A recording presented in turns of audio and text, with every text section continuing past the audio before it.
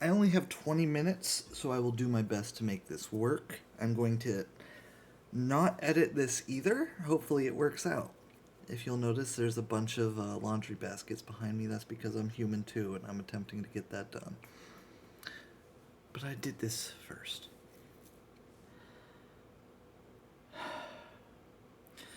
So, what I've been trying to think of, right, is I'm on my way to work on this major project. I've pledged months of my life to it this year. And the project is two parts that are equally important to the success of the whole. One, make Titan's Battalion playable with rules enforcement somewhere in its current form. Because its current form isn't, you know, isn't a bad baseline. Even if we still intend to do balance testing on 4 more armies. And then, after we've finished human balance testing, do engine balance testing on all 10. 9. I don't think we're going to touch crab. Crab's perfect. So I'm making a game, and I've pledged time to do so. And the second is AllChess.com, which is the ability for other people to make similar games. Because truly, the interesting and fun part about Titan's Battalion, for the type of person I am, is the creation. Is for this type of game, it's more fun to make and test them and to try to see how it turns out than it is to play one of them seriously. At least for me. Okay, so that's a problem. But then allchess.com just says, well, we will make it easy for people to make their own shit. What does that mean? Well, the direction we were coming at it with was keep providing tools. And that would have been a constant updated thing. Okay. And someone would have to run it. And it would let people make their own chess variants online. So we already have competitors who've done something similar in this space. That being OmniChess, Chesscraft. I think those are the main two. Technically, the Crooked Rook counts, but that project hasn't taken enough shape for me to fully understand how the user interacts with it. Okay. So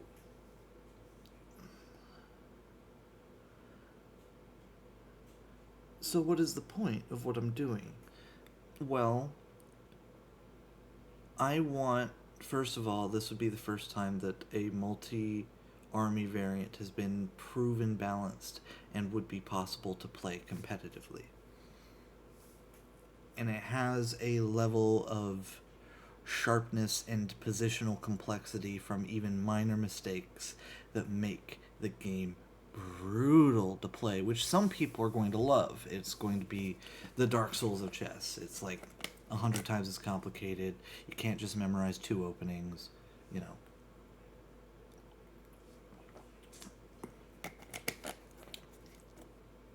Sure, the positions that arise from, say, the martial attack are possible, but not necessarily. Not every move along the way is necessarily good, and to some extent it changes the game a little bit based off of where the battlefield was placed. And that's only in the chess mirror match. Yeah, etc., etc. So, I want to make it possible for that to exist. I do not know if I am the perfect person to be doing this, but I am currently, as far as I can tell, the closest. At least the closest that has included the goal of bringing in regional variants of import. So, and most importantly, Shogi and Shang-Chi. Those 2 games are as rich as chess if not more, in history and expression. And then the last great game is Go, which we've included in spirit but not in execution because you can't really make that work.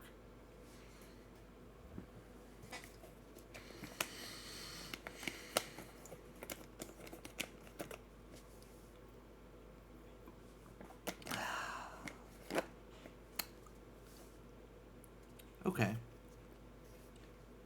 Which people tell me that is a gift upon the world to make. And maybe, sure, it's probably not a gift that would be recognized in my lifetime if it is ever recognized, and therefore, if I'm making it as a gift, I have to acknowledge that this major portion of my life is being dedicated to a gift that no one might appreciate. Okay, sure. That's part one. Part two, AllChess is, I'm making a tool that will supposedly make it really easy for other people to make things. And a tool to make a specific type of game that is publicly available on a website for free is nice. I do not think people would be opposed to that. Who doesn't like free shit, especially well-designed free shit that I've dedicated a portion of my life to? But no, I'm giving it away for free. Oh no, how am I ever going to make money? Does money matter? I don't know.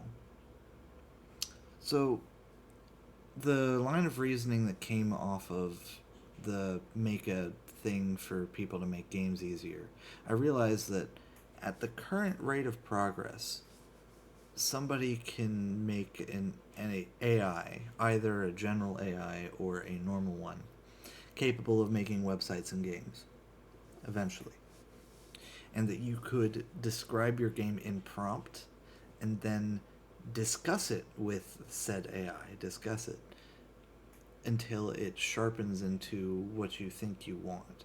And the whole process would literally be a conversation between you and that AI, as well as some playtesting with other humans.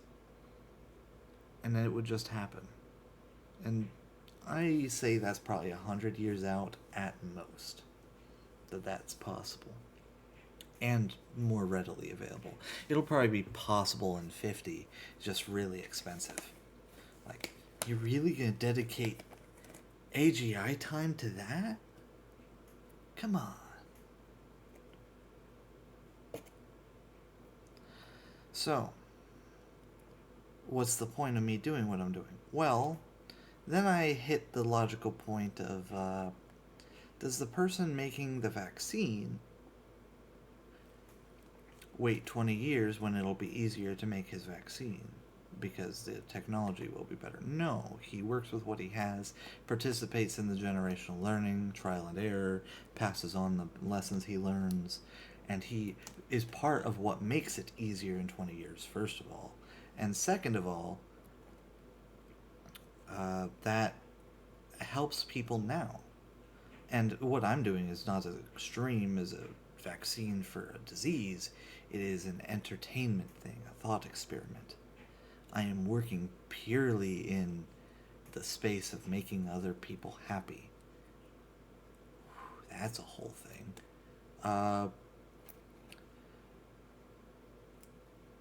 So, if what I'm doing would make people's lives better now, then there's no point in waiting.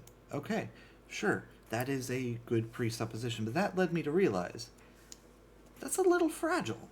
And that counter-argument that I just made to convince myself to do this probably has counter-arguments I haven't thought of on why you should do something else. And ones I have, like, yeah, but you want a family and you want to make money and you're currently single and you're 25, you only have so many years on this earth, and some portion of that needs to be spent breeding and raising children because that's something you value a lot, etc., etc. You know, these thoughts in the back of my head. as well as attempting to find somebody worth spending my life with who's willing to deal with the insanity of these intellectual rabbit holes and everything else that goes with it.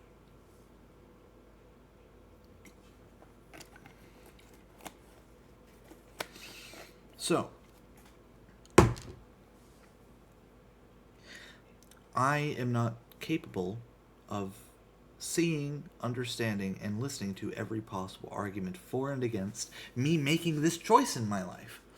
This major choice in my life, which is, at the end of the day, whether or not to make this game. And I enjoy making the game, but sometimes it burdens me. And sometimes having to do it, the thought that I have to do it, is more of a detriment than a help. It was different when this was something I did kind of for fun. Okay, hobby becomes job, burnout, whatever.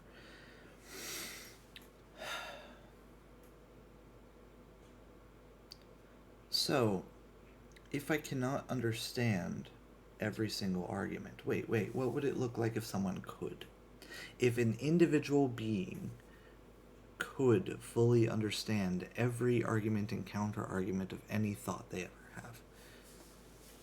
They think of it, and they understand the full scope of people's supposition about, not just people's, of possible suppositions about that statement, whatever it is, and are able to then come to a conclusion.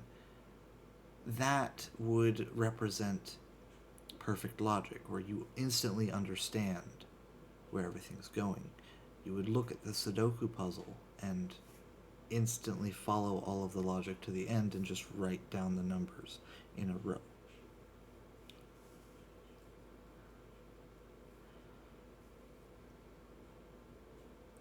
Because you could picture all possible combinations at once. So you wouldn't even have to. If you wanted to, you could brute force it of just test every thing, because you could do it instantaneously, but that level of information and processing isn't possible up here. And furthermore, unlike Sudoku, which only has 10 digits, there is a much larger possibility space in what is the meaning of life.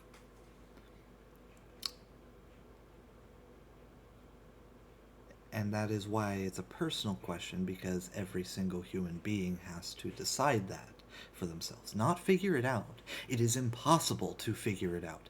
Let me be clear. Humans are not what I will call truly intelligent beings. A truly intelligent being is the thing I talked about before, which had the perfect logic. The entity which, if left in the wilderness, could figure out how to self-replicate, how to properly feed itself, how to house itself, how to industrialize, and go from just a being in the universe who can do tools to whatever goal it has, including like being on the moon or something, as fast as possible. And they would understand how to do that. And even if they couldn't achieve it for some practical reason, they would be able to, through self-replication, extend their time horizon until it becomes possible outside of that practical reason. If we assume they have a physical body and can starve, then, food production becomes most important first. But this is the thing that has happened with humans. We have, through generational learning, and this thing that we are doing right now, discussing information and passing it around, we are simulating a very long processing power form of true intelligence for the species as a whole. Through, in part, these philosophical discussions, and through other means.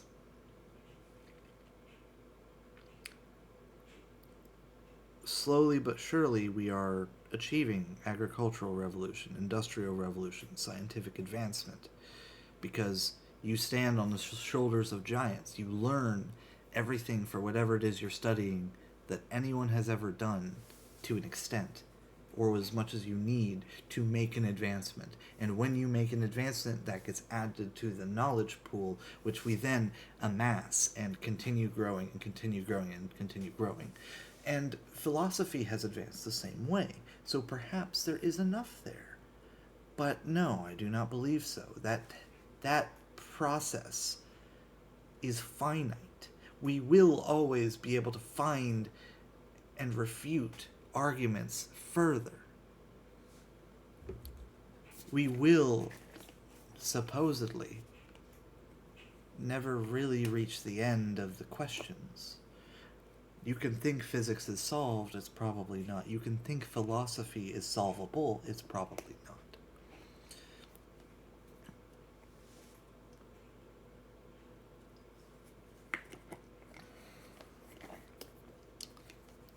Therefore, what is the point? If I can never know the answer to any question I ask that isn't 1 + 1 = 2, and even then, if I really dig into it and truly try to prove it, it would take lots and lots of time out of my life. Someone's done it. It took them 50 pages.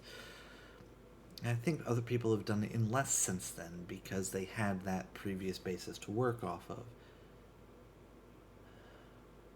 The first person to truly prove it, it took them 50 pages of pure raw logic.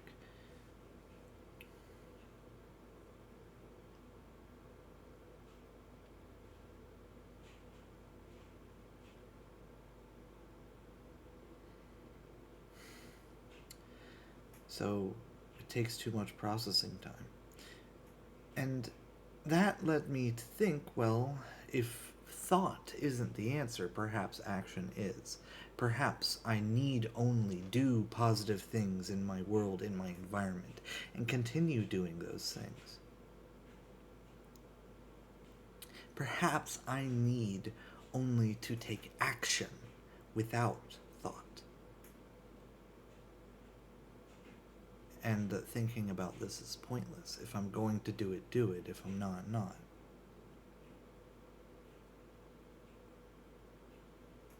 Alright.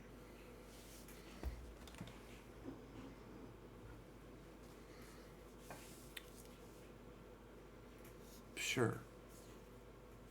But that conclusion, that a statement like, I am intelligent, or more specifically, I am intelligent enough to figure out this answer, is one of ego, not one of fact. Bothers me a lot. It was freeing for a day. Because it was, now I can ignore every negative thought I have. But then it was immediately, but now I must also ignore every positive thought I have.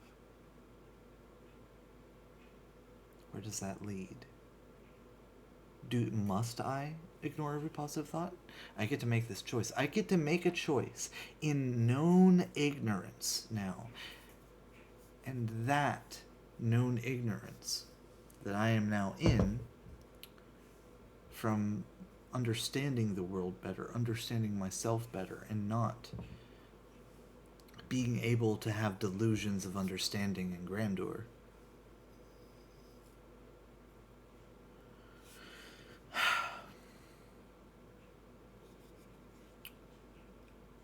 That looks like a nail.